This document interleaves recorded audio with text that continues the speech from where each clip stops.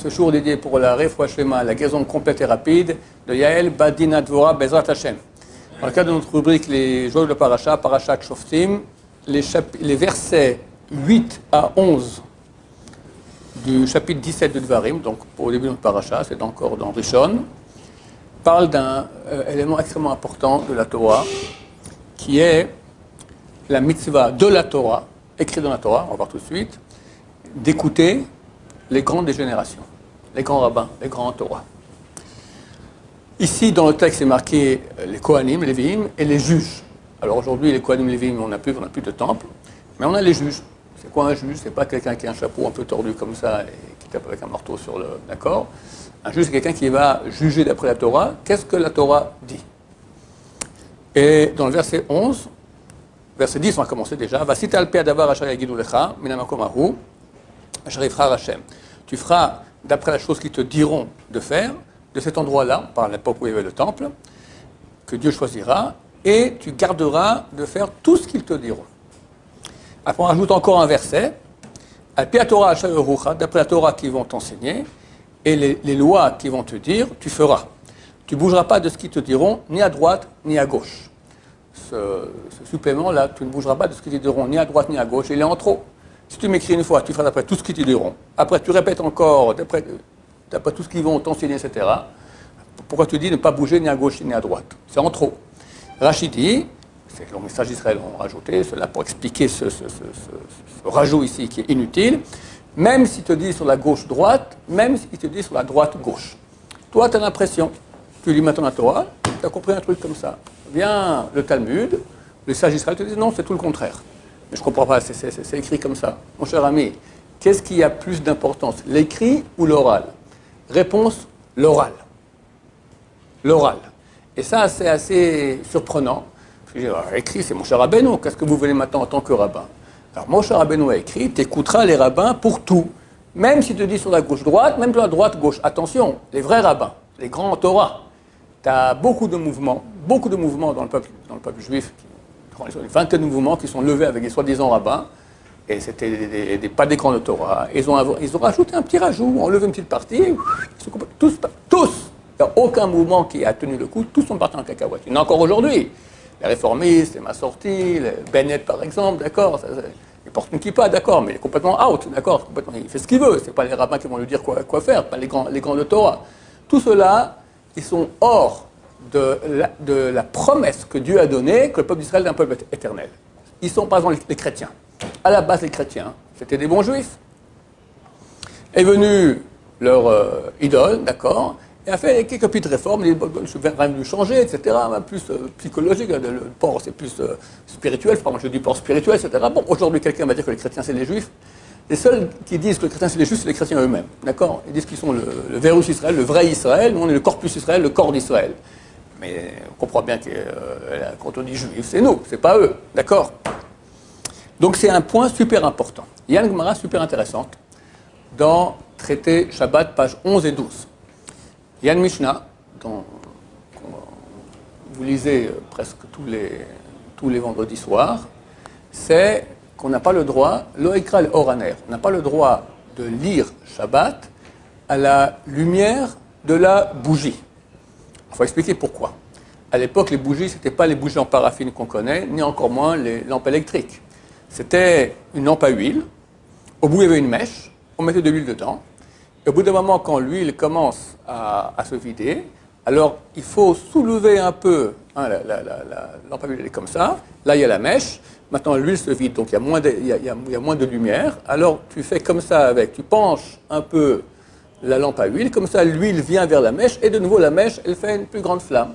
C'est le réflexe normal, quelqu'un étudiait, quelqu'un lisait, d'accord, il était tout en train de faire comme ça, chaque seconde. Chazal savent que c'est un réflexe. Maintenant, toi tu lis Shabbat, et tu fais ça, qu'est-ce qui se passe? Ça s'appelle allumer. Tu me dis, j'ai rien allumé, c'était déjà allumé. Non, mais tu as augmenté la flamme. Augmenter la flamme et allumer, c'est kiff, c'est exactement la même chose. C'est complètement interdit à Shabbat. Donc, les sages d'Israël ont interdit de lire à la lumière d'une lampe à huile. Aujourd'hui, on peut. parce que personne ne va aller comme même s'il y a un potentiomètre des fois, d'accord, c'est une sorte de...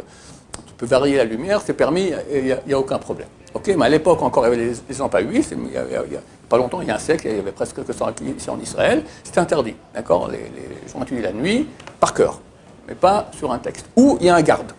Quand quelqu'un venait, te regarde, que tu fais attention de ne pas... Ah, attention, parce que c'est un réflexe. Dans la Mishnah, elle ne donne pas la raison que je viens d'évoquer. La Mishnah, elle dit interdiction de lire à la lumière de la bougie, de la lampe à huile.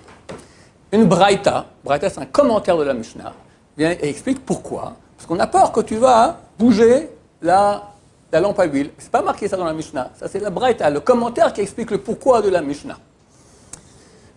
L'Agmara continue et raconte qu'il y avait un des grands rabbins de tous les temps, c'est un des 10 martyrs, qui est tué par les Romains, par des 10 grands rabbins, Rabbi Akiva et autres, etc. Il s'appelle Rabbi Shmuel ben Elisha, el Kohen Gadol. Et l'Agmara raconte qu'il a dit, écoute, moi je ne suis pas une maîtrise de moi-même, les sages d'Israël ont dit, pourquoi est-ce qu'on n'a pas le droit de lire à la lumière de la lampe à huile, de peur qu'on va bouger? Moi je dirais, je ne vais pas bouger, je vais faire Betul Torah, je vais étudier. Il se met à étudier, et au milieu, tic, tombé dans le panneau. Comment il a dit, combien sont grandes les paroles des sages d'Israël qui ont dit de ne pas lire à la lumière de la lampe à huile. C'est bizarre un peu cette histoire-là. D'abord, comment ça se fait qu'un grand rabbin comme ça, il fait Chilul Shabbat, quand même, c'est pas vous et moi, on parle des géants en Torah. Kohen Gadol, il rentrait dans le Saint des Saints chaque année. De même, qu'est-ce qu'il rajoute comme ça comme parole? Il dit maintenant, combien sont grandes les paroles des sages d'Israël qu'on dit de ne pas lire à la... Pour chaque interdit, il y a des milliers d'interdits de Chazal, on ne voit pas que les gens disent combien sont grandes les paroles des sages d'Israël. Vient le Gaon de Vilna, il fait un très beau chidouche, il dit comme ça. Il dit, la Mishnah a bien précisé, mon cher ami, elle a dit, tu n'as pas le droit de lire à la lumière de la bougie. Elle ne dit pas pourquoi, de peur que tu vas la pencher. Ça, c'est les commentateurs, la Braïta qui vient et qui dit de peur que tu vas la pencher. Alors, Rabbi Shmuel a compris. Heureusement que les sages d'Israël dans la Mishnah n'ont pas dit le pourquoi. Ils ont très bien dit, ils ont très bien fait de dire interdiction de lire à la lumière de la lampe à huile. Pourquoi? On ne dit pas pourquoi. Et celui qui va dire pourquoi, il met le peuple d'Israël en danger.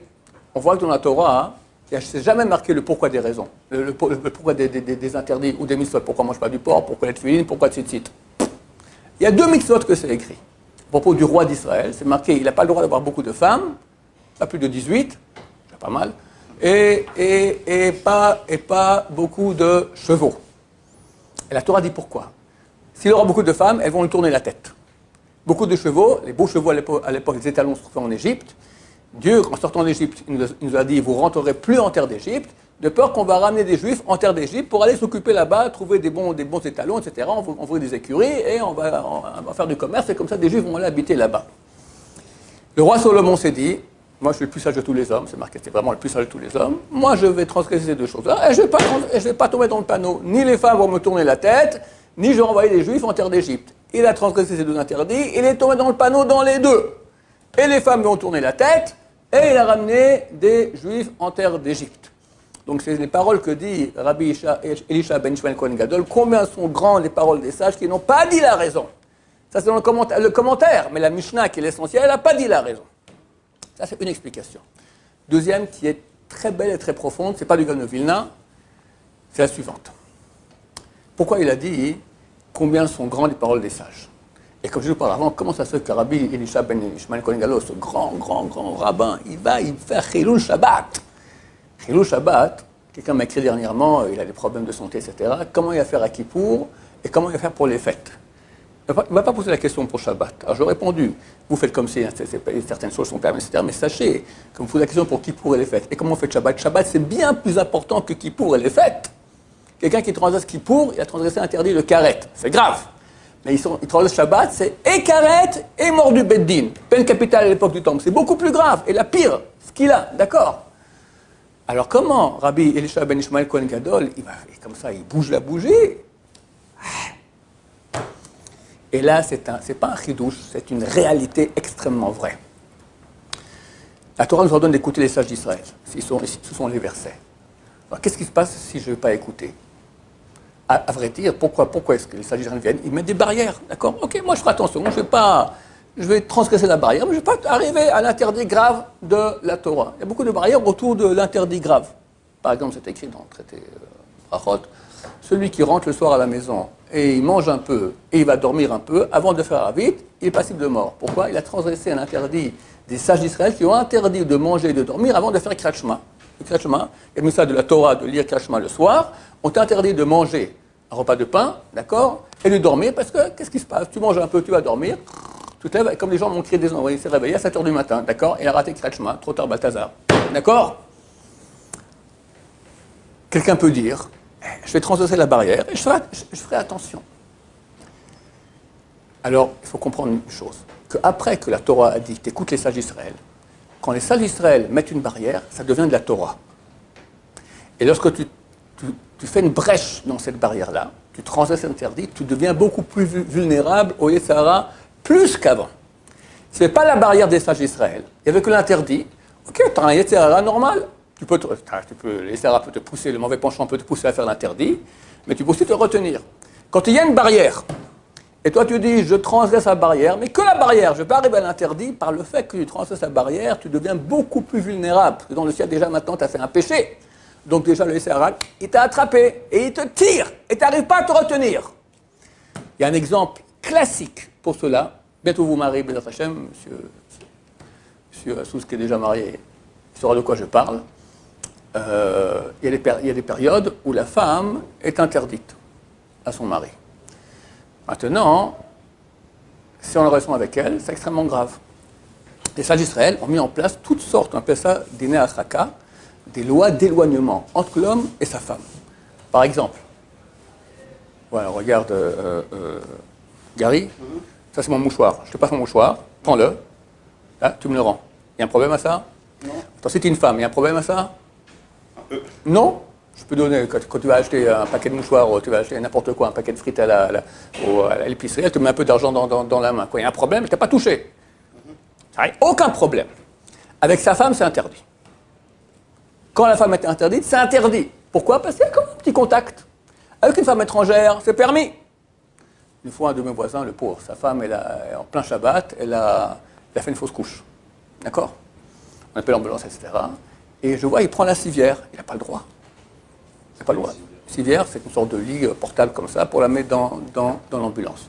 Je lui dis, dégage, c'est moi qui porte. Elle n'a pas compris. C'est ma femme. Moi, je peux, toi, tu peux pas. Vu qu'elle est en fausse couche, donc elle devient interdite, et tu peux pas. D'accord?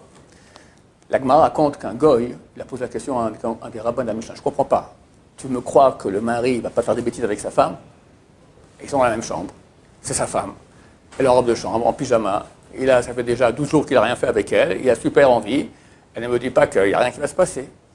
Répond le rabbin, la Torah a témoigné qu'on a une haie de roses. On a mis entre nous une sorte de haie, d'accord? Une haie, c'est une sorte de barrière de roses. Ce n'est pas des barbelés, ce n'est pas des fils électriques, d'accord?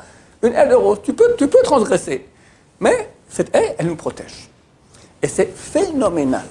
Il y a des gens, c'est très dur pour eux de tenir la période où la femme elle est interdite. S'ils font attention comme il faut bien aux lois d'éloignement que les sages d'Israël ont mis sur place, ils sont protégés, ils sont aidés. Ça va, c'est pas si facile, mais c'est supportable et on peut le faire. Ils se disent, bon, c'est pas si grave, je vais passer un mouchoir, je ne vais pas le sauter dessus à cause de ça. Beaucoup d'autres, il y a une vingtaine de sortes d'interdits comme ça, de choses qu'il y a entre l'homme et la femme. Ils transgressent, croyant que tout ira bien, et presque vous garantir à tous les cas, au bout d'un moment, ils tombent dans le panneau, carette, retranchement de l'âme, Hachem Ishmor. C'est ça qu'a dit Rabbi Elisha ben Ishmael Kohen Gadol. Combien sont grandes les paroles des sages d'Israël? Moi, j'aurais pu me retenir. Moi, Kohen Gadol, je vais bouger, je vais allumer la lumière pendant Shabbat, mais ça ne va pas. Impossible. Mais vu que j'ai transgressé les paroles des sages d'Israël, alors je suis devenu vulnérable. J'ai donné maintenant une partie de moi-même au côté négatif. Il me tient, il me tire, et je tombe dans le panneau. Alors il a écrit sur son calepin, moi, Elisha ben Shmuel Kohen Gadol, je m'engage, ce temple sera construit, jamais une khatat shmena. Khatat, c'est un mouton, un korban, un sacrifice khatat, gras, pour réparer le péché que j'ai fait. Que Dieu nous aide à garder à la lettre les paroles des sages d'Israël. Chaque génération, on a des grands d'Israël. Et la Kabbalah explique, le Maharal de Prague aussi, que chaque génération, c'est un nitzot, c'est une étincelle de Moshe Rabbeinu, une partie de l'âme de Moshe Rabbeinu qui vient dans l'âme des grands de Torah, et c'est Moshe Rabbeinu qui nous guide. D'accord? Donc tu fais la Torah de Moshe, c'est pas des inventions. Et si, on était encore il y a 2000 ans, tu me dis, ouais, non, mais les rabbins, ils inventent, etc., on aurait pu peut-être se poser la question. Aujourd'hui, regarde, on a déjà 3300 ans d'histoire depuis Moshe Rabbeinu. 3333 ans et 3 mois, depuis le don de la Torah. C'est intéressant d'ailleurs. On espère que quelque chose va se passer. Alors, on en parlera cet après-midi, Blinéder. D'accord? Alors, on aurait pu dire, bon, peut-être les rabbins, ils inventent tout ça. Regarde, qui est resté? C'est qui Am Israël? T'as pas un juif aujourd'hui, pas un, qui n'a pas un, arrière-grand-père qui était orthodoxe. Ortho! Si ton arrière-grand-père n'était pas orthodoxe, lui aujourd'hui, il est goy. Alors, puis, moi, je suis un juif, ma mère est juive, etc., mais bon, je ne pratique pas. Fini! Plus d'identité, plus rien, assimilé, wallo! Terminé. Grâce à quoi? Grâce au sage d'Israël. Celui qui écoute les sages d'Israël, il est une garantie de pérennité, d'éternité. Il fait partie du coup. Sinon, Dieu ait pitié de lui. Baruch Adonai, l'olam, amen, amen.